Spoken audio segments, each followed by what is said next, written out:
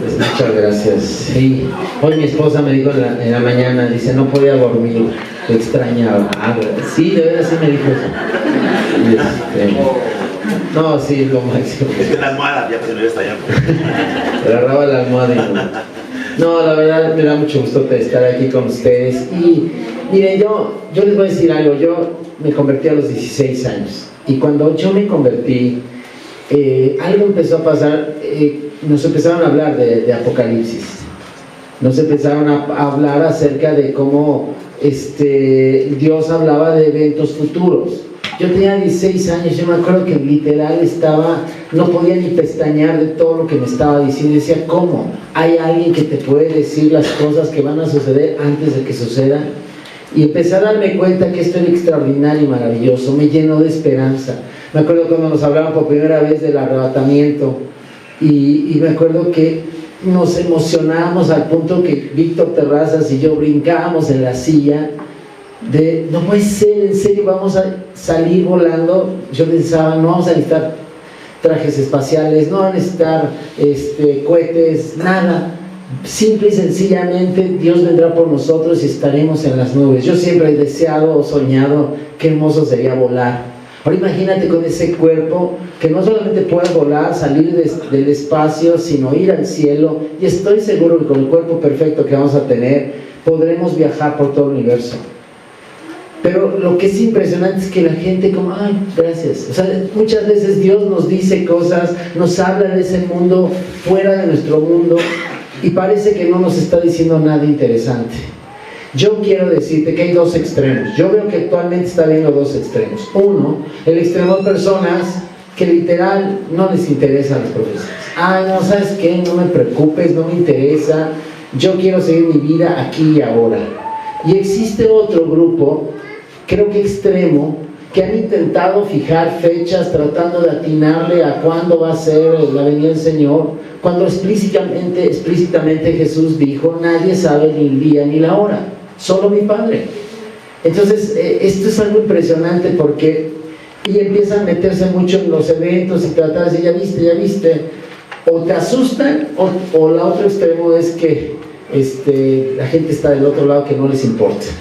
¿Cuál es en realidad la actitud correcta? Yo creo que es lo que está aquí en la Biblia. Vamos a estudiar la Biblia. Yo llevo 45 años estudiando este tema, es el que más me gusta estudiar, el que más tiempo le dedico. Es el que Dios me ha dado más impacto en mi vida, porque cuando tienes esta esperanza, tu perspectiva cambia. Van a ver, de eso voy a hablar ahorita. La plática se llama Jesús viene pronto, prepárate. Quiero contarte una historia. Hay una historia de un avión perdido sobre el océano en medio de un huracán, imagínate. Entonces el capitán, después de luchar, ha decidido que es hora de informar a los pasajeros del dilema, por lo que enciende el intercomunicador y dice, tengo buenas y malas noticias. Comenzó. La mala noticia es que nuestro sistema de orientación ha fallado y no tenemos forma de saber dónde estamos o hacia dónde vamos. La buena noticia es que nos la estamos pasando genial. Fíjate que muchas personas tienen esta actitud en el avión. Es decir, están pasando un buen rato. Mira, ¿ya viste la nueva serie? No, está increíble estas nuevas cosas que estamos viendo, haciendo. Avanzando por la vida de una manera rápida, ignorando por completo dónde están y a dónde van. Ignorando los eventos. Jesús un día le dijo a la gente, oigan, ustedes son muy buenos para saber si va a llover o no va a llover. Ven las nubes y dicen, va a pasar esto, pero no saben leer los tiempos. Es decir, no saben ver que yo vine. Como resultado, carecen de una perspectiva adecuada sobre la vida y su atención se centra sobre el día de hoy. Y te voy a decir una cosa, si estás viviendo el día de hoy es absurdo. Yo un día hice un ejercicio con los jóvenes allá, me compré una cuerda muy larga, empezaba desde un extremo de la casa, se iba hacia la calle y se salía, ¿no? Y entonces la pasaron enfrente de mí y le dije, imagínate que esta cuerda que va hacia allá llega al fin del universo. Y esta cuerda llega hacia allá hasta el fin del universo. Y yo pinté en la mitad de la cuerda una franja de 2 centímetros rojo. Y te digo, estos son 80 o 100 años de vida. ¿Qué podemos pasar aquí? Y entonces Dios te dice, ¿ya viste todo lo que va a pasar en la cuerda? No, a mí lo que me importa es Este es 2 centímetros. Compara 2 centímetros con el universo. Eso es lo que esta vida es con respecto a la eternidad. Entonces de repente llega Dios y te dice, oye, ¿por qué no me haces caso acerca de las cosas que yo te digo que van a pasar? ¿Por qué no te involucras, no te metes? No, es que yo estoy pensando en el aquí y el ahora. Yo siempre he comparado eso, es como si tú has oído las historias de que personas que se quedan a vivir en un aeropuerto. Es ridículo que una persona viva en un aeropuerto. Imagínate que tú dijeras, ya estoy instalando una pantalla gigante, un jacuzzi, ¿no? Y tú dijeras, oye, pero un aeropuerto es solamente un lugar de paso. Esta vida es un lugar de paso. Vamos de la eternidad pasada a la eternidad futura. Y mucha gente no quiere ni le importa saber acerca de las profecías. La profecía nos da una perspectiva adecuada de la vida. Una tercera parte de la Biblia son profecías. La profecía es importante porque nos dice el final de la historia, nos dice cómo va a acabar. Oye, pero ve, todo está horrible, no te preocupes, ya conoces el final de la historia. Es nuestro sistema de guía y nos dice dónde estamos y hacia dónde vamos. La profecía bíblica nos revela que hay un final, hay un propósito en mente para este mundo, para la creación, pero específicamente para tu vida. Dios te creó eterno. Te puso eternidad en tu corazón, dice un versículo en la Biblia. Y esto es impresionante. Conocer esta verdad nos da significado, nos da perspectiva, nos da propósito y nos ayuda a abrazar la esperanza de la vida. El libro más vendido cristiano, solo abajo de la Biblia, es El Progreso del Peregrino. Y El Progreso del Peregrino lo escribió Juan Bunyan en una prisión y cuenta la historia del cristiano que va camino al cielo. Y durante 3 siglos ha sido traducido en decenas y decenas de idiomas. Y te digo, es el libro más vendido solo por debajo de la Biblia. Pero lo que quiere decir es, vamos al cielo. La única parte de la Escritura que a veces no nos gusta, ay, no nos hables de profecía, háblanos de cualquier otra cosa. Algunos dicen, ¿no es mejor enfocarse en las porciones más aplicables de la Escritura? Si bien puede haber muchas razones para estudiar otras partes de la vida, ¿por qué dejaría yo de estudiar algo que es tan importante para Dios? Debemos darle su atención debida a esa parte de la Escritura. Dios quiere que sepamos los planes de su futuro, sobre su futuro. Si no, no nos hubiera dicho. ¿Por qué Dios tomó tantos versículos para contarnos lo que iba a pasar? A menos que estemos dispuestos a descartar una tercera parte de la Biblia y digas, a ver, vamos a quitar la mitad de la Biblia, la tiramos a la basura y no nos dedicamos a la otra.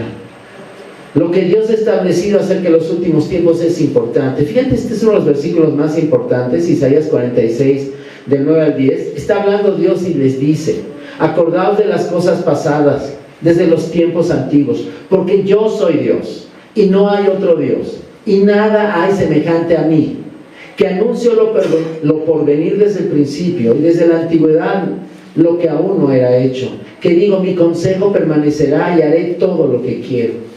Mi consejo permanecerá y haré todo lo que quiero. Yo soy Dios. Si algún día te dicen cuál es la principal prueba de que hay un Dios, la profecía. Dios ha establecido un plan perfecto para este mundo, para ti y para mí. Y en lugar de guardar ese plan para sí mismo y a los ángeles, ¿sabes? No le digan a los hombres, se puso a escribir.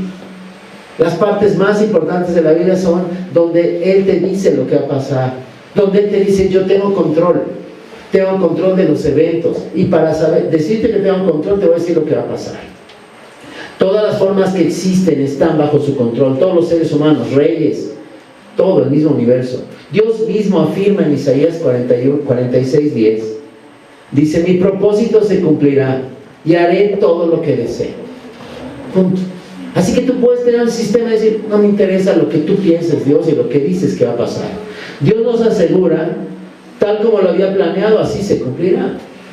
Y ahora lo que llega Él y te dice, pero ¿por qué si te estoy diciendo lo que va a pasar? ¿Por qué no me haces caso?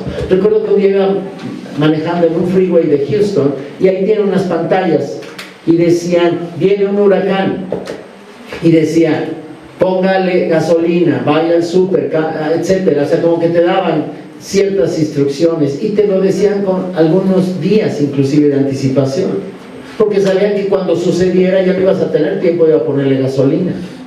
Lo que ha sucedido en el pasado, lo que está sucediendo hoy, lo que va a suceder en el futuro, es una evidencia del desarrollo intencional de Dios, de ese Dios personal que tiene cuidado de ti, cuidado de todas las cosas. ¿Por qué es importante entonces estudiar la Biblia?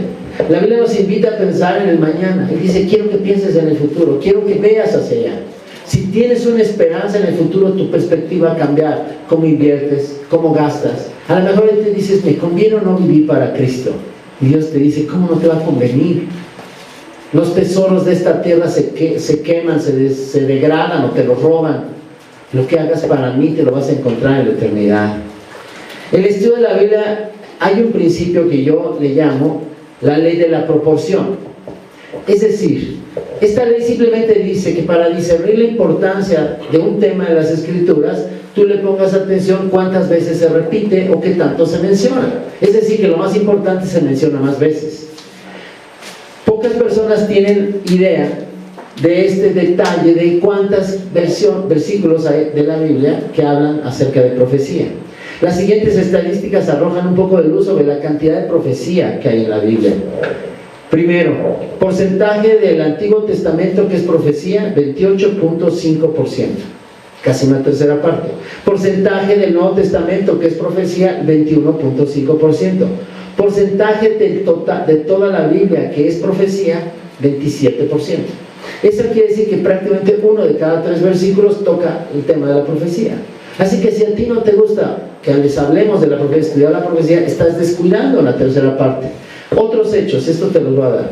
De las 333 profecías que hay acerca de la venida de Cristo, 109 se cumplieron en su primera venida. 224 siguen sin cumplirse. Es decir, a ver, qué importantes fueron todas las profecías de Cristo. Sí, pero faltan más de 200. Y esas pueden cumplirse muy pronto. Hay más de 300 referencias acerca de la venida del Señor en los 260 capítulos del Nuevo Testamento, 1 de cada 30 versículos. 23 de los 27 libros del Nuevo Testamento mencionan la segunda venida. Jesús se refiere a la segunda venida 21 veces. Hay 1527 pasajes en el Antiguo Testamento que se refieren a la segunda venida. Por cada vez que la Biblia menciona la primera venida, la segunda venida se menciona 8 veces. Se exhorta a la persona que vivan preparadas para el regreso de Cristo 50 veces o más. Prepárate, prepárate, prepárate, prepárate. ¿Ay qué? ¿Para qué? ¿Cómo? Es impresionante lo que es la profecía en la Biblia y mucha gente no lo alcanza a entender. Aplicando la ley de la proporción, la profecía bíblica merece un estudio serio. Merece, yo siempre le digo a mi gente, pues más o menos nada más en proporción sería que 1 de cada 3 pláticas yo hablara de este tema. Hacer caso omiso a gran parte de la Biblia y más en esto es una necedad. Decir que la profecía bíblica no es importante es algo absurdo. Es fundamental que aprendamos todo lo que la Biblia dice acerca de eso. Hay una promesa especial para que estudie la profecía. O sea, todo es hermoso, la Biblia es hermosa, pero hay una profecía que dice a los que estudian y prestan atención a la profecía, hay una bendición especial. Está en Apocalipsis 1, versículo 3. Fíjate lo que dice: bienaventurado el que lee y los que oyen las palabras de esta profecía y guardan las cosas en ella escritas, porque el tiempo está cerca. O sea, todo es importante de la Biblia, pero hay una bendición especial para las profecías. Este es el único libro de la Biblia que contiene una promesa única y específica, el libro de Apocalipsis. El libro de Apocalipsis también se le llama el libro de las bendiciones. ¿Sabes qué? Apocalipsis no significa futuro, Apocalipsis significa revelación. Eso es lo que Dios hizo, nos reveló a Jesucristo en el futuro. Entonces, ¿por qué nos da Dios profecías del fines de los tiempos? ¿Por qué nos habla de eso? Porque Dios nos da cómo va a terminar. Creo que hay básicamente 3 respuestas que yo quiero mencionar. Dios nos da la profecía del fin del tiempo, primero, para una motivación para vivir con expectación. O sea, cuando mi esposa se fue a España unas semanas, yo me acuerdo que yo vivía expectante. Ya va a llegar, faltan 5 días, 4 días, 3 días. Ese día se me hicieron las horas muy largas y llegué 5 horas antes al aeropuerto. Y ahí estaba yo, por cierto, no sé por qué, pero voy a contar esa historia. Mi esposa me habla y me dice: ya salí. Ok, ya se subió al avión, ok. Y entonces cuando yo llegué, empecé a ver que empezaron a bajar los de, ya aterriza el avión que venía de ahí. Él primero hizo una escala en Nueva York, de Nueva York venía para acá. Entonces me dice: Aeroméxico, llegada, ok. Bajan y bajan y bajan, y yo tenía una flor parada en la puerta. haciendo así, asomándome, hasta que finalmente salieron todos los pasajeros y no llegó mi esposa. No sabes, la flor se hizo así. Yo me empecé a angustiar, fui a correr a Aeroméxico y ahí me explicaron que había 2 vuelos que salían con diferencia de 1 hora. Pero lo que te quiero decir es que yo supiera que mi esposa iba a llegar, creo expectativa. Muchas profecías que se abordan en este libro podrían alimentar ese sentido de inminencia. Por ejemplo, el rapto es inminente. El que Cristo venga por nosotros puede suceder hoy, antes de que yo termine mi plática. El rapto es inminente. Ya me pasé, ¿verdad? Pero perdónenme. ¿Por qué no dije? Ay, es que ese no. El rapto es inminente. El término inminente significa para tener lugar en cualquier momento o listo. El apóstol Pablo nos dice que el tiempo se acaba. Nuestra salvación está más cerca que cuando creímos. Por lo tanto, el rapto es inminente. Esto lo dice en Romanos. Puede suceder en cualquier momento. Esto también lo dice. Pablo dice que debemos que, fíjate, en 1 Corintios dice algo maravilloso. ¿Cómo deberíamos de estar todos? Esperando ansiosamente la revelación de nuestro Señor Jesucristo. ¿Será hoy? ¿Será hoy? ¿Será hoy? Eso no significa que no te prepares, no trabajes, no anheles casarte. Está bien. Esto al final voy a decir algo, ya lo voy a decir. Tienes que vivir esperando como si Cristo viniera hoy, pero tienes que seguir trabajando como si faltaran muchos años, incluso décadas.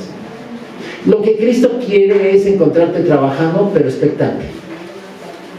Ok, vivimos en la espera del rapto. Ten en cuenta que el rapto no tiene señales. Ya lo que tenía que suceder ya sucedió. Entonces, en un sentido ya no falta nada, solo que Dios quiera. Esto contrasta con la segunda venida de Cristo, que en eso, la segunda venida de Cristo hasta podrías decir prácticamente en qué año va a pasar, 7 años después del arrebatamiento, ¿no? Pero la segunda razón por la que Dios nos habla por medio de profecías es para motivarnos a vivir una vida limpia, recta, santa. Nada te hace vivir más expectante y más cuidadoso que saber que el Señor viene. El Señor viene, le tengo que cuidar. El Señor viene, lo tengo que obedecer.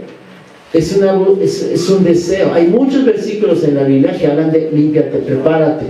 Esto significa que a medida que estudias la profecía empieza a producir en ti un deseo de ser limpio, vivir una vida limpia. Por eso es tan importante enseñar profecía. Las mejores ilustraciones, por ejemplo, están escritas por Pablo, Pedro y Juan. Por ejemplo, vamos a empezar con Pablo. El apóstol Pablo muestra una estrecha conexión entre la profecía y la pureza. Vamos a ver lo que dice Romanos 13, del 11 al 14. Hagan todo esto estando conscientes del tiempo que vivimos. Ya es hora de que despierten del sueño, pues nuestra salvación está ahora más cerca que cuando inicialmente creímos. La noche está muy avanzada y ya se acerca el día. Por eso dejemos a un lado las obras de la oscuridad y pongámonos la armadura de la luz. Y luego dice, vivamos decentemente, como a la luz del día, no en orgías y borracheras, ni en inmoralidad sexual y libertinaje, ni en disensiones y envidias. Más bien, revístanse ustedes del Señor Jesucristo y no se preocupen por satisfacer los deseos de la naturaleza pecaminosa, los deseos de la carne, ¿no?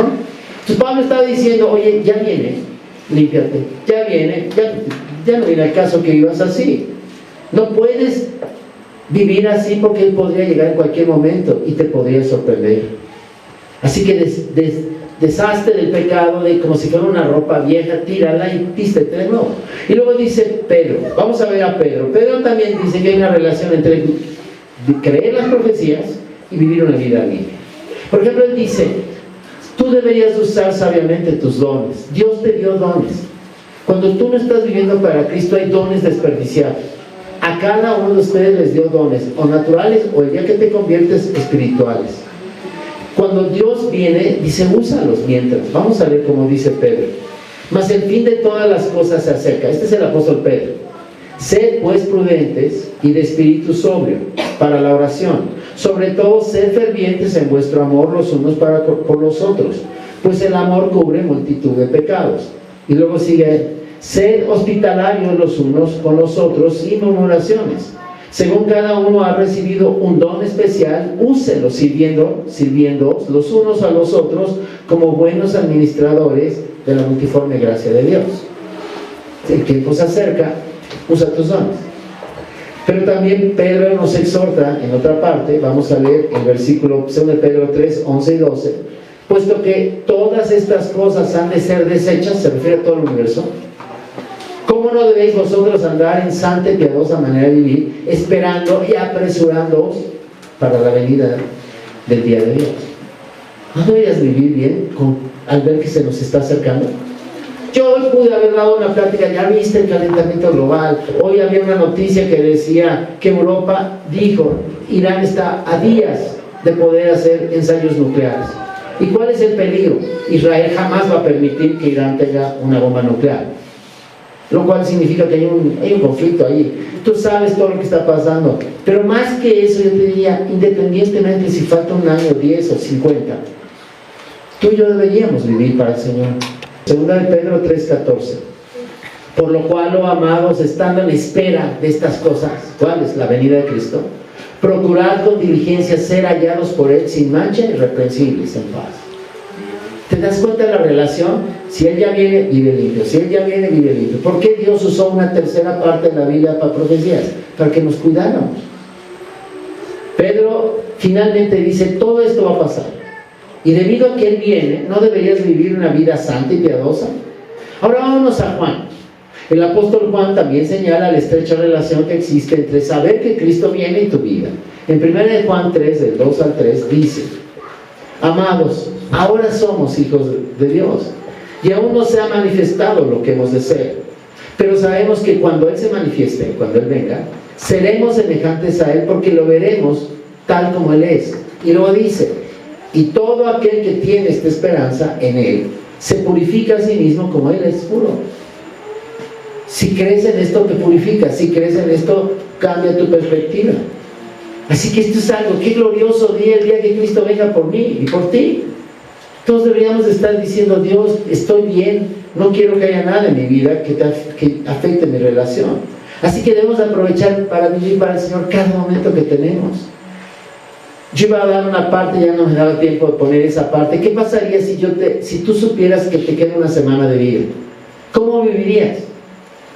Muy probablemente usarías los días que te quedan para amar más, reconciliarte, arreglar y dejar de hacer cosas que no vienen al caso. Bueno, no sabemos cuánto tiempo nos queda. Debemos usar nuestro tiempo sabiamente. Esa es en realidad. Utilizar el tiempo sabiamente. ¿Te acuerdas lo que dice el apóstol Pablo? Pablo le dice a los efesios, mirad pues con diligencia cómo andéis, no como necios, sino como sabios, aprovechando bien el tiempo. Aprovecha bien el tiempo que te queda, porque los días son malos. Cada vez están peor, ¿a poco no? Las cosas están de peor. Y la última razón, la tercera motivación por la que Dios utiliza es para motivarnos a vivir con una perspectiva eterna. ¿Sabes qué hace todo Hollywood, las películas, tus amigos, todo? Es hacerte pensar que te concentres en esos 2 centímetros de la cuerda. No, lo importante es aquí y ahora. Lo importante es pasar bien el rato. Y Dios te dice, ¿el resto de la cuerda?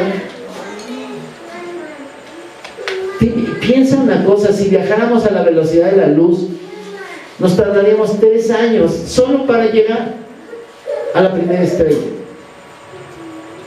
¿Cuánto nos tardaríamos viajando a 300,000 kilómetros por segundo para llegar al fin de la Vía Láctea? ¿Y tú has visto las fotografías del Hubble, digo, del nuevo, el James, no sé qué se llama? Es un nuevo telescopio. Dice, todo lo que ves no son estrellas, son galaxias, y cada una de las galaxias con miles de millones de estrellas. Ahora imagínate que Dios te dice, pues así es la eternidad, y tú estás concentrado en tus 2 centímetros. Te da perspectiva. La profecía bíblica puede motivarnos a vivir con perspectiva y vivir con rectitud. También puede motivarnos a vivir por las recompensas. Ustedes saben que hay recompensas, hay coronas, hay vestidos, hay una casa, todo. Todos los días estás mandando cosas para allá o estás dejando de mandar cosas. Tú hoy tocas teclas que no se van a oír, vamos a escuchar qué tal tocaste en la eternidad. Y hay una historia que me contó no hace mucho, ¿no? Un arquitecto tenía unos abuelos y sus abuelos le dijeron a él, nieto, hijito, construyenos una casa. sin problema, gástate lo que quieras. Aquí está la chequera, tú ve firmando los cheques. Háztela como si fuera para ti. Queremos que nos hagas una casa a tu gusto, los mejores materiales, no escatimes. Este nieto le encantaba la lana y dijo, y entonces metía ladrillos malos y cobraba caros. Decía que era la madera fina, metía madera etc. Finalmente se metió muchísimo dinero, ¿no? Y llegaron, este hombre llegó con las llaves y le dijo, abuelos, aquí está su casa. Se la fueron a ver los abuelos, dijeron, wow, qué bonita, está increíble, gracias de verdad por hacernos la casa. No, pues ustedes, la mejor casa, los mejores materiales. Oye, te tenemos una sorpresa, la casa es para ti. Él se defraudó. Eso es lo que estamos haciendo al no vivir para Cristo. Tú y yo deberíamos estar aventando todo lo que podamos hacia la eternidad. Mantén tus ojos en el cielo. Uno de los pasajes favoritos del apóstol Pablo es Colosenses 3, del 1 al 2. Si pues habéis resucitado con Cristo, buscad las cosas de arriba, donde está Cristo sentado a la diestra. Poned la mira en las cosas de arriba, no en las de la tierra. Vean lo eterno. El apóstol Pablo en otra parte dice, lo que ves es temporal, lo que no ves es eterno. En el griego original comunica la idea de piensa con diligencia, de manera activa y resuelta en las realidades del cielo. No vivas. ¿Has visto a los caballos que les ponen como una visera aquí para que no se distraigan? Así te hacen. No pienses en la eternidad. Mejor piensa en lo de hoy. Y te están defraudando. Este tiempo presente en griego transmite la acción continua. El versículo comunica la idea. ¿Cuál es la idea? Sigue pensando perpetuamente en la realidad del cielo. Conviértelo en un proceso continuo. Piensa en la eternidad. Trabaja duro. No te distraigas. No dejes que te cotorreen. Lo importante es el cielo. Cada uno de nosotros deberíamos decidir hoy cómo vamos a vivir en función de la eternidad, mirando hacia el futuro. De eso se trata la vida. Ahora, la anticipación es la clave para la preparación. Cuando tú entiendes, el Señor viene, entonces me tengo que preparar. Si estuvieras esperando un visitante importante, lo más probable es que estarías viendo cómo hacer para que cuando llegue a tu casa, esa persona esté increíble. Lo más probable es que también hagas preparativos de todo tipo. Su anticipación influirá en su preparación para su visita. ¿Estás de acuerdo? Esa persona dirá, yo me tengo que preparar. Viene el presidente, viene tal persona. Lo mismo es cierto con la anticipación de la venida de Cristo. Cristo viene, pues me tengo que preparar. Si realmente creemos que Él viene, deberíamos estar listos para cuando Él venga. ¿Cómo va a ser? No, que me agarre bien. Tú no sabes cómo pensé en esta cita. Yo pensé hasta cómo iba a vestir en cada una de las reuniones con ustedes, porque para mí era muy importante. Yo llevo meses orando por qué pláticas voy a dar, desde que Ricardo me invitó. Si tomamos en serio las predicciones de la Biblia, entonces debemos hacer preparativos. Hay una historia que me encanta contar, se las voy a contar, perdón que me esté colgando un poquito, pero esta historia es un papá que su hija todo el tiempo le está diciendo, papá, hazme una casa de árbol, papá, hazme una casa de árbol, chiquita la niña, como de 5 años. Y el papá, déjame leer, está bien, ya, te la voy a hacer, déjame leer el periódico. Entonces ya agarra el periódico, se pone a leer, y la niña ¡zum!, sale volando, va a su recámara, ¡fum!, pasa enfrente de él, y de repente vuelve a pasar enfrente, y otra vez corría y corría, el papá ni le hacía caso que estaba leyendo el periódico. Hasta que de repente el papá se voltea y le dice a la madre, ¿qué le pasa? Y dice, es que te creyó y ya fue a sacar todos sus juguetes allá afuera y ya los puso junto al árbol. El papá se le arrugó el corazón y se fue al Home Depot a comprar madera. Lo que te quiero decir es, si Jesús dice que viene, ¿no deberíamos ser como esa niña? Ah, perfecto, ahí viene, ¡pum!, me voy a empezar a preparar. El tiempo para la acción es ahora. Si no estás seguro de tu relación, si alguien de ustedes no es seguro de que ha aceptado a Cristo en su corazón, no te la juegues. Yo durante 2 años iba con los cristianos, sonreía, hice como 5 oraciones, pero yo no era salvo. Imagínate que viniera el arrebatamiento ahorita y que se fueran algunos y se quedaran otros. El principal fraude te lo hiciste. Y no va a ser fácil creer en Cristo en la tribulación. Eso. Así que asegúrate, antes de que sea demasiado tarde, de tener una relación. Este es un ejemplo impresionante. ¿Se acuerdan cuando Jesús dijo: voy pues a preparar una casa para ustedes, pero luego vendré y los tomaré para que donde yo estoy, ustedes también estén? ¿Sabes qué estaba hablando de la ilustración de la boda? Todos los que estaban oyendo a Jesús entendían de qué estaba hablando. Él estaba hablando de lo que sucede en las bodas judías. Cuando el novio le decía a la novia que se iba a casar, le decía: ok, ya me voy, ya me comprometí, le da regalos, este es el Espíritu Santo, etcétera, etcétera, y se va a casa del padre. En la casa del padre era un lugar muy grande y el papá le decía: ok, ahí, en ese pedazo del terreno quiero que construyas la casa. Entonces el hijo tenía que construir la casa. La novia no tenía ni idea cuánto se iba a tardar, ni el novio tampoco, porque era el papá del novio el que al final de ver la casa, cómo la había construido y ya estaba todo listo, le decía: ok, ahora sí, vete por tu esposa, por tu novia. Es impresionante, el periodo entre la partida del novio es exactamente lo que estamos viviendo, un tiempo donde la novia está esperando. Ahora, la novia judía, no te creas que se quedaba viendo la tele. La novia se preparaba. La novia tenía tareas importantes. Y tú y yo somos la novia de Cristo. La novia, ¿qué hacía? Se santificaba, se purificaba, entraba en un proceso de pasar como si fuera un spa. Se ponía, ¿entiendes?, aceites, se preparaba. ¿Se acuerdan de Esther? Se aventó un año en el spa. Algo así pasaba en esa época. Yo siempre pensaba, imagínate que el día de mi boda yo estuviera allí ¿cómo se dice?, en el jardín donde me casé, y no llegara mi esposa, mi novia, y le hablo por teléfono: ay, aquí estoy viendo la última película de Disney, ¿no? Oye, pero es hoy, ahorita me pongo unos pants. ¿Qué impresión me daría a ella? ¿No? ¿Qué tanto te estás preparando? En segundo lugar, ¿qué hacía la novia? Bueno, vamos a leer este versículo. Y esto erais algunos de vosotros, pero fuisteis lavados, pero fuisteis santificados, pero fuisteis justificados en el nombre del Señor Jesucristo y en el Espíritu de nuestro Dios. 1 Corintios 6:11. Tú estás siendo lavado para prepararte para el novio, ¿ok? Segundo, la novia hebrea usaba este periodo de preparación para la boda. Por ejemplo, ella empezaba a tejer una prenda de boda, la mantiene limpia y lista para usar. Ahí tiene colgada, la tejió, la preparó. Vamos a leer Apocalipsis 19:8.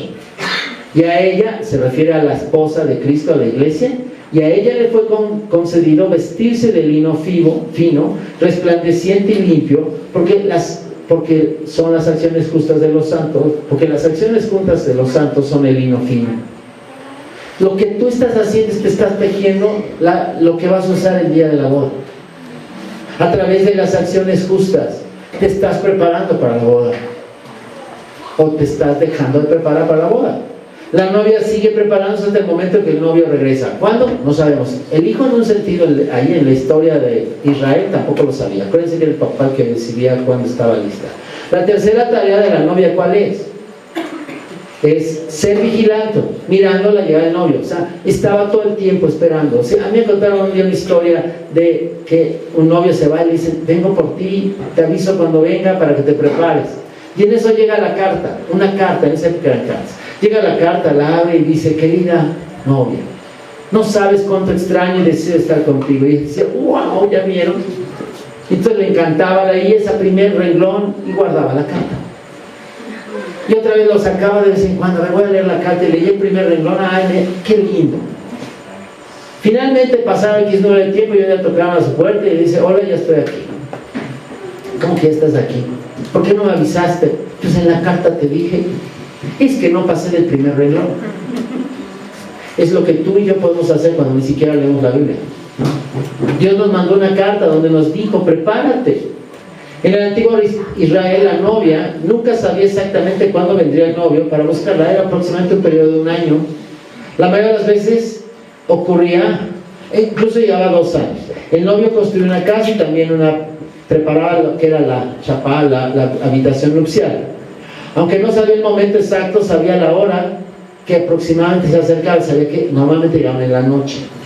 Cuando Jesucristo dijo a sus discípulos que estuvieran atentos, dice este pasaje, Lucas 12, 35, 36, estad siempre preparados y mantener las lámparas encendidas y sed semejantes a los hombres que esperan a su Señor que regrese de las bodas para abrirle tan pronto como llegue y llame. Prepárate, un buen vestido y con la lámpara lista. Esto es ceñir tu cintura, prepararte y vivir trabajando en una mejor relación. Sabemos que el tiempo es corto, perdónenme, pero ninguna persona niega eso. Las temperaturas están aumentando, la agua está escaseando, las guerras están aumentando, la moral está haciendo, no sé, pero no falta mucho. ¿Qué significa? No lo sé. Es impresionante que Dios te puede estar viendo diciendo, ¿qué le pasa? Se lo dije, y hacen como que no voy a ir. Está bien. Jesús dijo en Lucas 21, 28, cuando estas cosas comiencen a suceder, se refiere a todos los eventos proféticos que están pasando, erguíos y levántate, y levantad vuestra cabeza, porque vuestra redención está cerca. Y cuando alguien empieza a decir, ¿ya viste? Ni nos erguimos ni nos levantamos.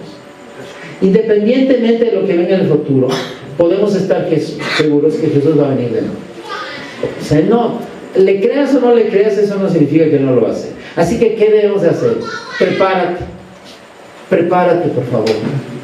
Si alguien de ustedes no es seguro de su decisión, a mí me gustaría hoy, al final, invitarlos hacia alguno de ustedes a confirmar su decisión.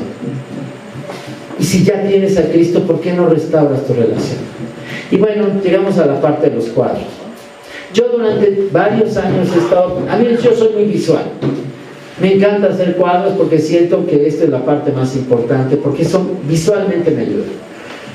La más importante de las profecías es como la línea conductora, la que nos explica todo, es la profecía de las 70 semanas del profeta Daniel. Esta es una profecía muy, muy importante, las 70 semanas del profeta Daniel. Vamos a leer primero los pasajes de Daniel. Es Daniel 9, del 24 al 27. Le dice Dios a Daniel, 70 semanas están determinadas para tu pueblo, para Israel, y sobre tu santa ciudad, para terminar la prevaricación y poner fin al pecado, y expiar la iniquidad, para traer la justicia perdurable y sellar la visión y la profecía y ungir al santo de los santos. Sabe pues y entiende que desde la salida de la orden para restaurar y edificar a Jerusalén hasta el Mesías príncipe habrá primero 7 semanas, 7 y 62 semanas después, y 62 semanas, y se volverá a edificar la plaza y el muro en tiempos angustiosos. Luego añade, versículo 26, y después de las 62 semanas se le quitará la vida al Mesías, mas no por sí, y el pueblo de un príncipe que ha de venir destruirá la ciudad y el santuario, y su fin será con inundación, y hasta el fin de la guerra durarán las devastaciones. Y por otra semana, esta es la semana 70, y por otra semana confirmará el pacto con muchos. A la mitad de la semana hará cesar el sacrificio, a la mitad de esa semana de 7 años, y la ofrenda. Después, con la muchedumbre de las abominaciones, vendrá el desolador hasta que venga la consumación y lo que está determinado se derrame sobre el desolador. Este es por mucho el pasaje más importante, porque desde el Antiguo Testamento Dios nos dijo, así va a ser. Porque siempre todo depende de Israel. Entonces yo hice este cuadro. Lo que yo hice en este cuadro es entender, primero hay un primer bloque de 7 semanas y después un segundo bloque de 62 semanas. Acuérdate que las semanas son de años, 7 semanas y 62. Si tú multiplicas 7 por 7 son 49, y si multiplicas 62 por 7 son 434. Ok, después te fijas, hay un espacio en negro, que es la época de la iglesia, ese que estamos viviendo. No sabemos cuántos años son. Y después viene un siguiente bloque, la semana 70. Es la última semana que nos queda. Ahora, dice, ¿desde cuándo se va a dar la orden? ¿Cuándo empieza la semana 70? En el año 445, Artajerjes da la orden para que se reedifique Jerusalén. Entonces, a partir de ahí, dice, cuenta 7 semanas y 62 semanas. Es decir, cuentas 69 semanas. Como las semanas de años son 69 por 7, ¿no? 483 años. Y sabemos que el año de profecía es de 360 días. Tú lo que hacías era, ya sé que no me están entendiendo, no sé, espero que sí, es multiplica los 483 años por 360 días que tiene cada año. Eso te da 173.880 días. Fíjate, lo más interesante es que si tú sabes cuándo empezó, históricamente sabes cuándo Artajerjes dio la orden. Suma 173.880 días y sabes a qué día llega. Al día que Cristo entra a Jerusalén, exactamente 170. Tú podías haber estado con el reloj diciendo, ¿qué estás esperando? Estoy esperando al Mesías, porque hoy entra a Jerusalén. Y después, 4 días después, lo matan. Después de eso viene una brecha que se llama iglesia. ¿Cuántos? Llevamos 2000 años. En algún momento en el futuro viene un evento, el rapto. ¿Cuándo? No sabemos cuándo. Cuando venga el rapto, entonces Dios dice, ok, ahora vamos a empezar la última semana que tengo pendiente con Israel. 7 años, esa es la semana 70. Ahora, la semana, dice el profeta Daniel, se tiene que dividir en 2 partes. A la mitad de la semana dice, hará cesar el sacrificio. Y la segunda mitad tiene otra vez 1260 días, ¿no? Ok, vamos en 1290, exacto. Ok, esos son los días que hay desde el arrebatamiento hasta el regreso de Cristo, 2550 días. No sabemos cuándo va a ser, pero cuando venga Cristo por nosotros, a la iglesia, en ese momento van a comenzar 2550 días. Al final de los 2550 días viene la segunda venida de Cristo.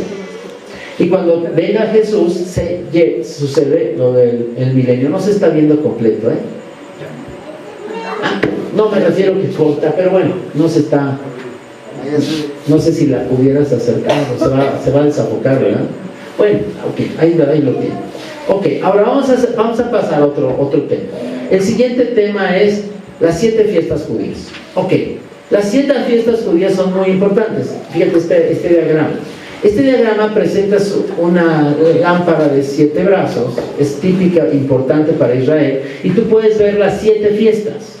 Las 7 fiestas son, tú ves aquí la Pascua, los panes sin levadura, primeros frutos. Estas 3 fiestas Jesús las cumplió en su muerte, en la crucifixión, en su sepultura y en su resurrección. Y luego hay una 4ª fiesta que es de verano, que es Pentecostés, que es cuando empieza la iglesia. ¿Ok? Nosotros estamos viviendo en ese lapso entre Pentecostés y estamos esperando el arrebatamiento. El arrebatamiento es la fiesta de las trompetas. 7 años después, la segunda venida. Y después la última fiesta es el reino milenial. Ok, vamos a verlo. Este es el cuadro que ustedes vieron al principio. Está muy interesante. Ya que termine les voy a decir para que le saquen fotos si quieren. Está muy interesante porque hay mucha información en este cuadro. Yo quiero que tú veas que las 7 fiestas, ¿no? Dice, todo esto es una sombra. Esto es lo que dice Pablo a los colosenses. Las fiestas son una pintura. Es una forma en la que Dios te dijo lo que iba a pasar en el futuro. Es el plan profético de Dios. Ok, entonces, primero tienes las fiestas de primavera. Pascua, panes y primeros frutos. La Pascua es la crucifixión, en fin, ya lo expliqué. Luego viene la fiesta de verano, que es Pentecostés. Aquí nosotros estamos en la época de la iglesia. Luego viene el arrebatamiento, trompetas, Yom Kippur es la segunda venida y tabernáculos. Ahora, fíjense, esto es muy interesante lo que vamos a hacer ahorita. ¿Qué celebraba la fiesta de la Pascua? La liberación de Egipto. ¿Estás de acuerdo? Después, ¿qué eran los panes sin levadura? La salida de Egipto.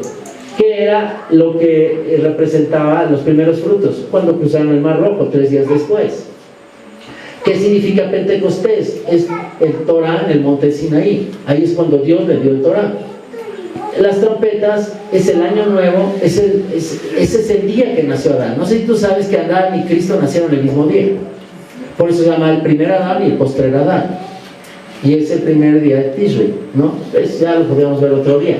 Por eso está ahí el primer día. Ahí que estoy haciendo, lo apreté. Es que quería apretar el primer día de Tishri, ¿no? Sabemos que nació Adán y también nació Cristo.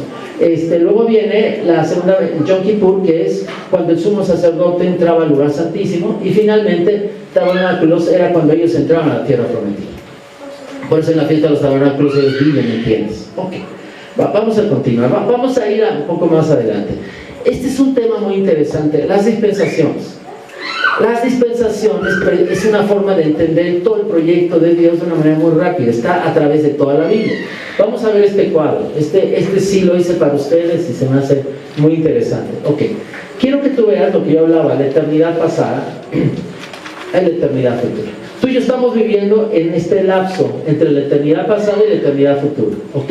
Ahora, quiero que vean los eventos y los vamos a ir viendo en orden. Lo primero es que Dios, si tú me preguntas cuál es el versículo más antiguo de la Biblia, es Juan 1.1, más que Génesis 1.1. Juan 1.1 dice: en el principio era el verbo, y el verbo era con Dios, y el verbo era Dios. Ese es el versículo más antiguo de toda la Biblia, ¿no? Juan 1.1. Después viene el siguiente evento, que es Dios crea a los ángeles. Esto sucede en la eternidad pasada. Después Dios crea el universo. Ya nos vamos a Génesis 1.1. En el principio creó Dios los cielos y la tierra. Después de eso viene el momento en donde el lucero se revela. Está en Isaías, en donde dice que fue hallado maldad y hubo una rebelión y destruyó el planeta. Hubo una rebelión de 1/3 contra 2/3 partes de los ángeles. Fue tan fuerte la batalla que la tierra quedó desordenada y vacía. Después de eso ese es lo que se conoce como el intervalo entre Génesis 1.1 y 1.2. Cuando Dios crea algo, no lo crea mal. En el principio creó Dios los cielos y la tierra, Génesis 1.1. Génesis 1.2 dice: y la tierra estaba desordenada y vacía. ¿Por qué? Porque hay un intervalo, es cuando los ángeles se rebelan. Entonces ya llegamos a Génesis 1.2, y después de eso empiezan lo que se conoce como los 7 días de recreación, que es cuando Dios va a crear el hombre, cuando arregla la tierra. Ok, ahí está Adán y Eva. Y aquí empieza la primera dispensación. Vamos a ver cuál es la primera dispensación. La primera dispensación es la inocencia. Fíjense bien, siempre que hay una dispensación termina con un juicio o un fracaso. El fracaso fue la caída del hombre. Entonces da por terminada la dispensación de la inocencia. La segunda, hay 7 dispensaciones. La segunda dispensación es la conciencia. El ser humano es consciente. Entonces Adán y Eva están conscientes y en esa época viven en esa conciencia. ¿Cuándo termina? Termina con el diluvio. El diluvio es el fin de... Okay, entonces tu conciencia no es suficiente, porque el Espíritu Santo luchaba contra ellos y ellos hacían lo que querían. Entonces viene una tercera dispensación, gobierno humano. Dios dice: los gobiernos van a tener autoridad sobre los seres humanos, y les da autoridad. ¿Y cuál es el fracaso? La Torre de Babel. ¿Ok?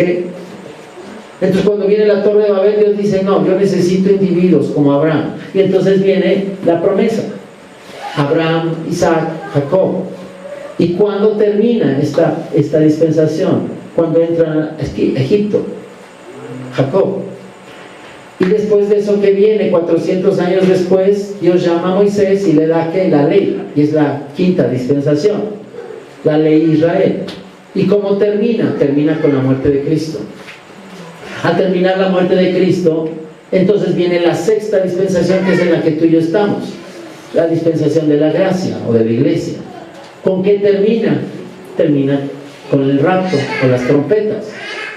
Y cuando venga eso, vienen 7 años, y después de 7 años, ¿qué viene? Esos son los 7 años de tribulación, y después de eso viene, al final de la tribulación, la segunda venida de Cristo. Ese es el Yom Kippur, y cuando viene el Yom Kippur, ¿qué pasa? Viene la séptima y última dispensación. ¿Cuál es la séptima y última dispensación?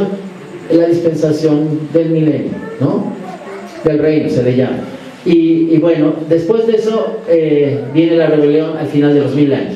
Satanás es soltado y se revela. Entonces, ¿Dios qué hace? Dios lo que hace es destruye el universo al final de los 1000 años.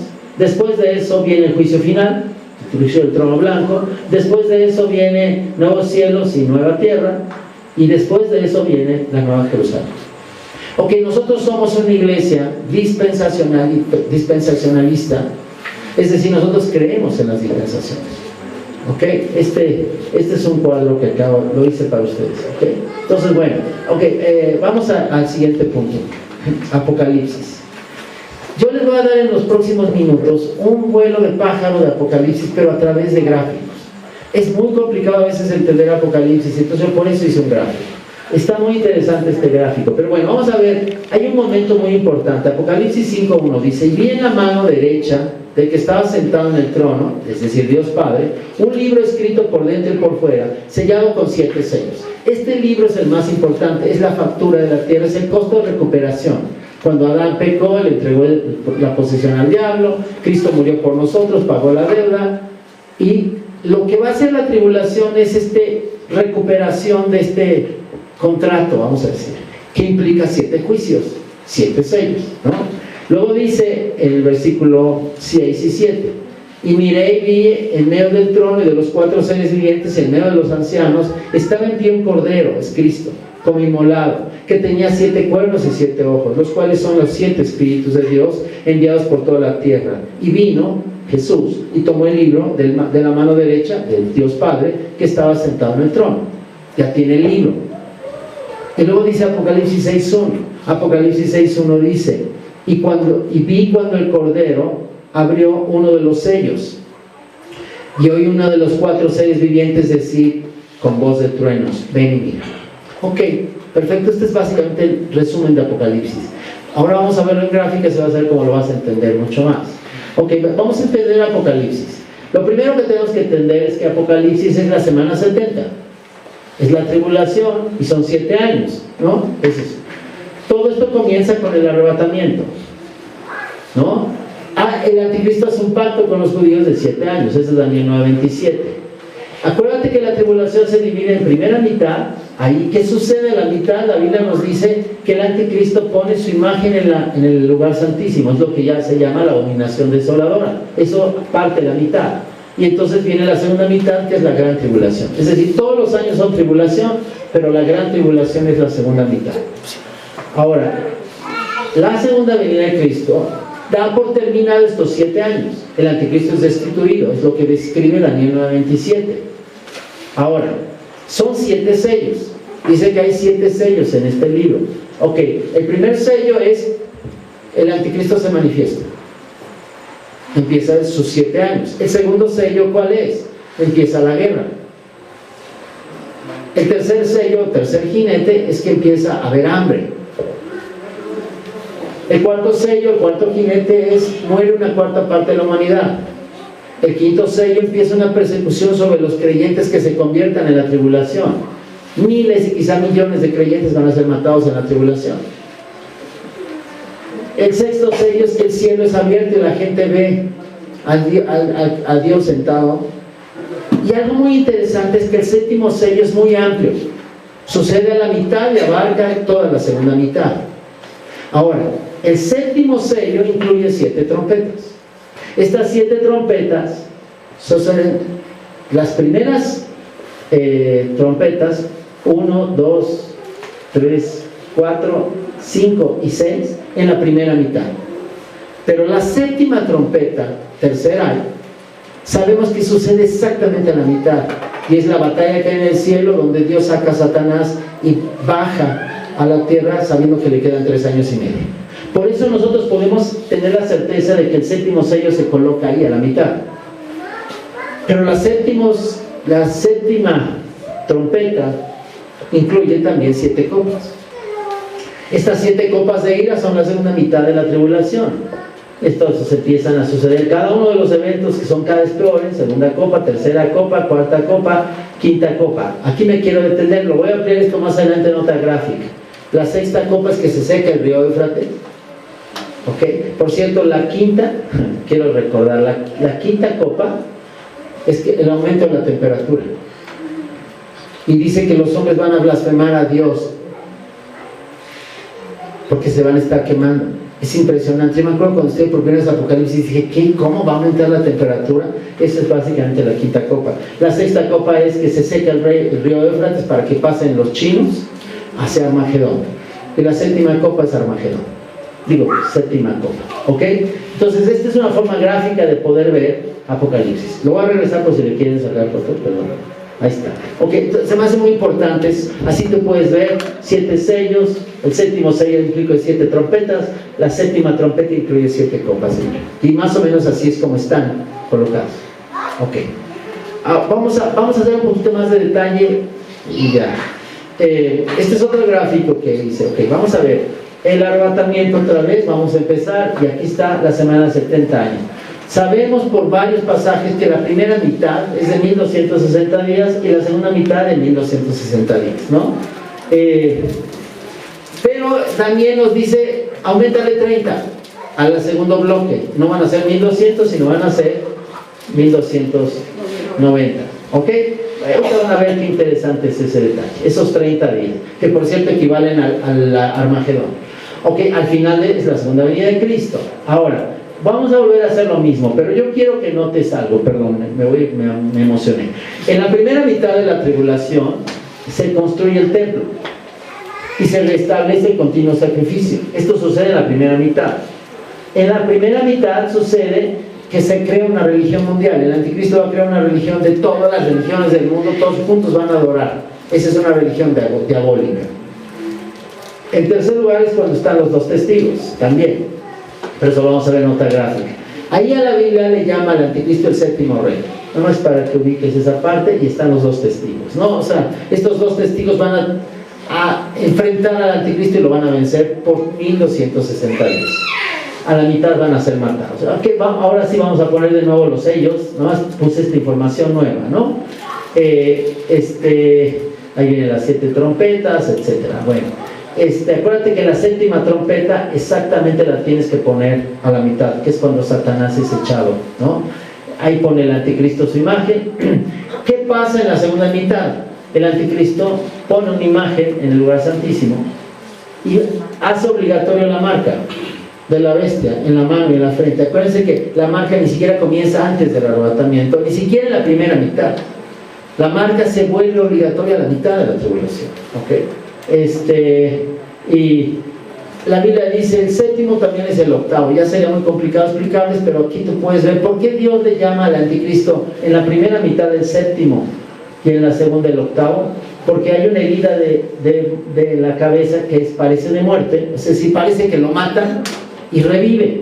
Por eso cambia del séptimo al octavo, y en el octavo se quita la máscara y se vuelve terriblemente, o sea, se vuelve abiertamente adorador de Satanás. Ahí es cuando dice Jesús: el que esté en el desierto huya, ojalá que no sea en día de reposo, huyan al desierto porque el anticristo los va a perseguir. Ahí es cuando el Israel pasa 42 meses o 3 años y medio en el desierto, y es cuando se dan las 7 copas de él, ¿ok?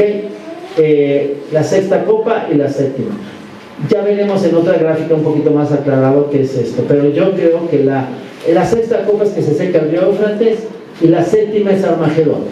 Pienso que esos 30 días que añade Daniel son precisamente, me están matando los moscos, es precisamente el periodo del Armagedón. Ok, ahora quiero que veas, Daniel dice: bienaventurado que llega a 1335 días. Primero menciona 1290 y luego dice 1335. ¿Por qué? ¿Por qué menciona 1335? Son 45 días que vienen después de la segunda venida de Cristo. Qué bárbaro, me están comiendo. Es en ese tiempo, esos 45 días se van a dar ciertos casos. Ahí es donde empieza el milenio, después de los 45 días. Y es donde empieza el tabernáculo. Ok, ya no faltan muchos, Ok, vamos a volverlo a hacer, y ahora quiero darles un poquito más de información. Van a ver.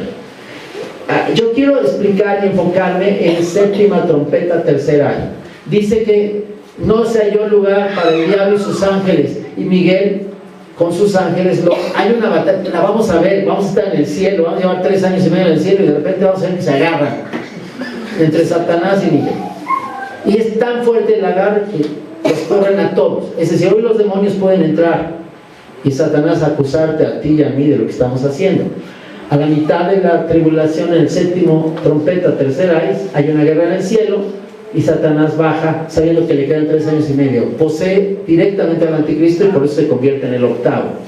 Este es lo que el profeta Daniel dice: es el tiempo de angustia de Israel. Quiero que veas que en la séptima copa es Armagedón, ya lo mencioné, son los 30 días. Y, ok, quiero enseñarles un poquito.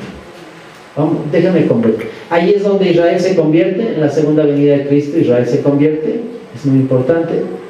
Y luego, esos 45 días que no sabíamos qué eran, es el juicio de las naciones de Mateo 25. Eso nos lleva 1290 más 45 días, me da 1335 días. Y eso es lo que hace que sea la fiesta de los tabernáculos, y ahí oficialmente empieza el milenio. ¿Okay? Satanás es atado por 1000 años, ¿se acuerdan? Nosotros estamos con Cristo reinando 1000 años, Israel es el centro de la tierra, y al final de los 1000 años Satanás es desatado, hay una rebelión, el universo es destruido, ya lo mencioné, y ahí viene. Ok, quiero mencionarles algo aquí, creo que todavía hay una más, sí, es que no quiero que me pase. Ok, no estoy seguro de que no me voy a cambiar. Y una más. Yo ahorita les explico. Quiero que notes algo. Quiero que veas los circulitos de arriba. Dice, bienaventurado que tiene parte en la primera resurrección. La segunda muerte no le toca. Qué bárbaro. Voy a acabar hecho, pero bueno, vamos a apurar. La primera resurrección tiene 2 etapas. La primera etapa es el arrebatamiento. Cuando nos resucitamos, resucitan todos los creyentes del Nuevo Testamento, y todos los que estamos vivos seremos transformados. Y no sabemos si se resucitan los del Antiguo Testamento. No estamos seguros. Alguna posición es que podría ser en la segunda etapa. Al final de la tribulación viene la segunda etapa de la primera resurrección. Resucitan todos los creyentes que hayan muerto en la tribulación, y probablemente todos los creyentes del Antiguo Testamento. Al final de los 1000 años, cuando Satanás se revela y Dios destruye el universo, viene el juicio final. Y ahí es lo que se llama la resurrección de vida y muerte. Resucitan todos los que hayan muerto en el milenio, creyentes, y resucitan desde Caín todos, absolutamente, los creyentes, digo, todos los incrédulos, para ir ¿a qué? Al juicio del gran trono blanco. Buenísimo. El otro día le pregunté que si viene en la boca, pero no, ¿verdad? Si te lo tomas ya no sé qué hacer. Gracias. ¿Alguien quiere?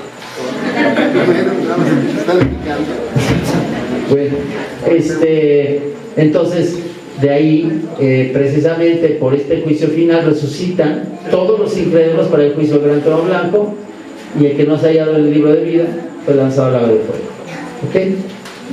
Y después de eso, nuevos cielos, nueva tierra, la nueva Jerusalén, y nosotros pasaremos toda la eternidad. Rápido vemos esto último y ya vamos a acabar. Dice, y desde el tiempo que se ha quitado el continuo sacrificio hasta la abominación desoladora, habrá 1290 días. Eso dice, yo no lo inventé, lo dice Daniel 12:11. Desde que se quite el continuo sacrificio a la mitad de la tribulación, habrá 1290 días. Le aumentó 30. Ahí se explica lo que yo mencionaba. Y luego dice, bienaventurado, dice el siguiente versículo, el que espere y llega a 1335 días. ¿Por qué? Porque el que llega a 1335 días dice que ya entraste al milenio. Eso es lo que haces, ya lo hiciste. Ok, entonces nada más para concluir, aquí estoy viendo, quiero que veas esto. Bienaventurado, pasarán 1290 días desde, ¿qué estoy haciendo? Perdón. Desde que se quite el continuo sacrificio, y dice, bienaventurado el que llega a 1335 días, que son estos 45 días, porque entonces tras al milenio. Eso es lo que dice Daniel, es otra de las profecías muy importantes, ¿no? Juicio de las naciones, que se lleva a cabo en esos 45 días, ¿no? Y después es el milenio. Ok. Bueno, termino. Yo les dije al principio que les iba a decir esto. Tú tienes que vivir listo y esperando que Jesús venga como si viniera hoy. No importa, o sea, si falta uno, lo importante es que tú estés listo como si Él viniera. Pero en segundo lugar, debes de trabajar hoy y ocuparte como si Jesús viniera en muchos años. Vive para Él, planea, etcétera, estudia, haz todo. No sabemos en realidad cuánto tiempo falta. Lo que es importante es que te prepares. Y yo creo que lo más importante es que cuando Jesús venga, nos encuentre trabajando. Yo hoy quiero concluir con esto. Quiero dirigirme a ti que no estás seguro. El Miguel, durante 2 años que venía a las reuniones, oía, pero aunque había orado, yo no me había convertido. Y ese día yo entendí algo. Yo necesitaba reconocer que yo estaba separado. La Biblia dice 5 verdades muy simples. La primera verdad es que Dios te ama. Siempre te ha amado y siempre te amará, porque de tal manera amó Dios al mundo que ha dado a su Hijo unigénito, para que todo aquel que le cree no se pierda, mas tenga vida eterna. Es impresionante pensar que Dios en su amor por ti quiere que pases la eternidad a su lado, quiere que estés con Él. Pero hay un problema. El problema que tenemos es que todos hemos pecado. La Biblia dice no hay diferencia por cuanto todos pecaron y están destituidos de la gloria de Dios. Porque la paga del pecado es muerte, o la consecuencia del pecado es la muerte, y así la muerte pasa a todos los hombres por cuanto todos pecaron. Entonces, tú y yo teníamos una deuda, tú y yo merecíamos ir al infierno. Tú y yo tenemos una necesidad eterna. Pero por el amor tan grande que tiene por ti y por mí, Dios buscó una solución. Y la solución fue impresionante. La solución es que alguien muriera en tu lugar. Sí, un sustituto. ¿Sabes que en la Biblia, en Apocalipsis, se dice el Cordero que fue inmolado antes de la fundación del mundo? ¿Sabes qué significa ese versículo de Apocalipsis? Que Dios Padre con Dios Hijo planearon cómo salvarte aún antes de que crearan el universo. Mucho antes de que crearan a Adán y Eva. Oye, vamos a crear a Miguel, pero Miguel se va a portar mal.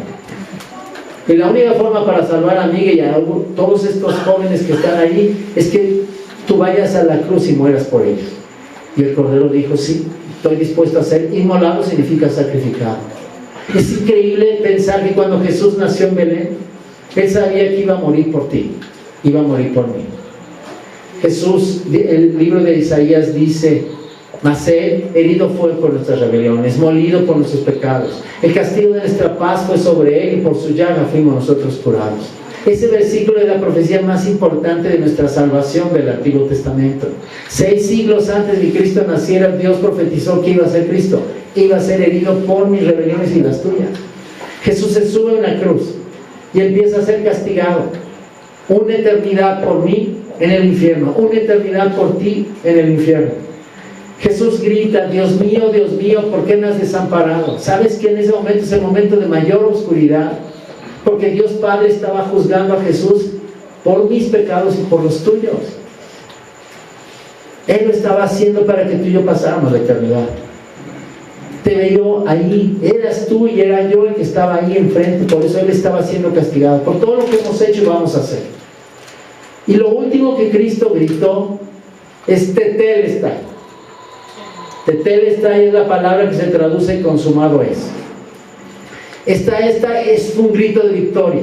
Tetelestai era lo que le ponían a las facturas cuando tú las ibas pagando en abonos y dabas el último pago, le ponían Tetelestai, ya pagaste.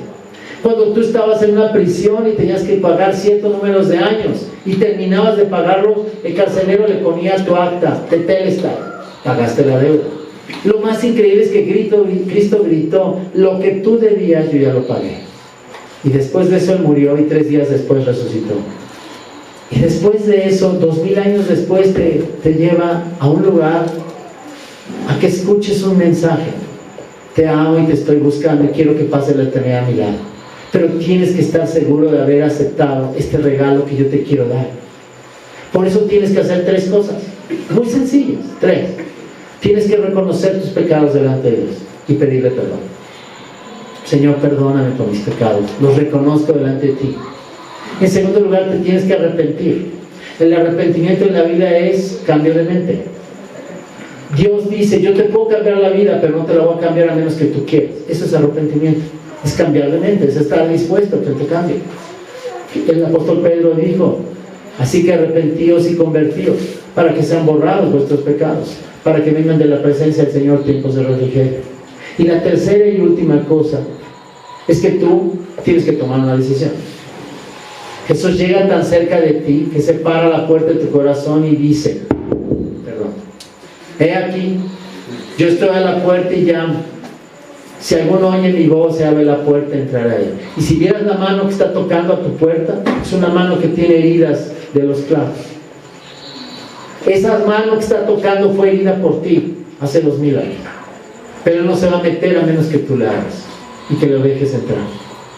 No pierdas esta oportunidad. A lo mejor Cristo tarda 30 años en venir, no lo sé. Pero si viniera hoy, o si murieras hoy o muriera yo, ese es el punto. Alguien dijo, estás a un latido de corazón de la eternidad. No te la juegues. ¿Por qué no aceptas a Cristo y le pides a Él que entre a tu vida y te perdone y te salve? Yo hace 45 años hice una oración y le pedí a Cristo que me perdonara, le dije que me salvara, que estaba arrepentido. y que recibía el regalo y le abría la puerta de mi corazón y le entregaba mi vida. Vamos a cerrar los ojos. Y yo quiero invitarte que si tú quieres aceptar a Cristo, tú repitas ahí donde estás en tu corazón esta oración y le pidas a Cristo que entre, que te perdone y te salve. Vamos a orar, y si quieres, ahí ven repitiendo esto, ahí donde estás. Él te va a oír, y si ve la puerta abierta, Él va a entrar. Vamos a orar. Señor, muchas gracias por el inmenso amor que tú tienes por mí. Yo jamás imaginé que mi vida fuera tan valiosa delante de tus ojos, que estuviste dispuesto a ir a una cruz, a pagar por mis pecados y a sufrir un infierno en mi lugar. Dios, perdóname de mis pecados. Los reconozco hoy delante de ti y te pido perdón. Pero también te digo que estoy arrepentido. Es decir, estoy dispuesto a que tú cambies mi vida. Quiero recibir el regalo de la salvación que tú compraste por mí en la cruz. Es un regalo porque nada podría hacer para pagarlo. Aunque es un regalo para mí, sé que a ti te costó todo, la vida y la sangre de tu Hijo. Es por eso que recibo este regalo con un profundo agradecimiento. Y ahora voy a la puerta de mi corazón y te estoy abriendo la puerta de mi corazón y te pido que entres, que me hagas el honor de entrar a mi vida. Perdóname y sálvame. Gracias porque ya entraste, porque ya me perdonaste y me salvaste. Y esto no depende de mis obras, sino depende de lo que tú hiciste por mí en la cruz. Te doy las gracias en el nombre del Señor Jesucristo. Amén. Y ahora vamos a orar todos para concluir el estudio. Dios, gracias de verdad por tu hermosa palabra. Gracias, Señor, por habernos regalado todas estas profecías. Haznos vivir con expectativa, con perspectiva, con santidad, preparándonos para que cuando tú vengas nos encuentres listos, pero también trabajando, continuando con nuestra vida, pero haciéndolo de la manera correcta. Te doy de nuevo gracias por todos estos jóvenes que oyeron este mensaje. Pongo sus vidas en tus manos y todo esto te lo pido en el nombre del Señor Jesucristo. Amén. Amén. Gracias.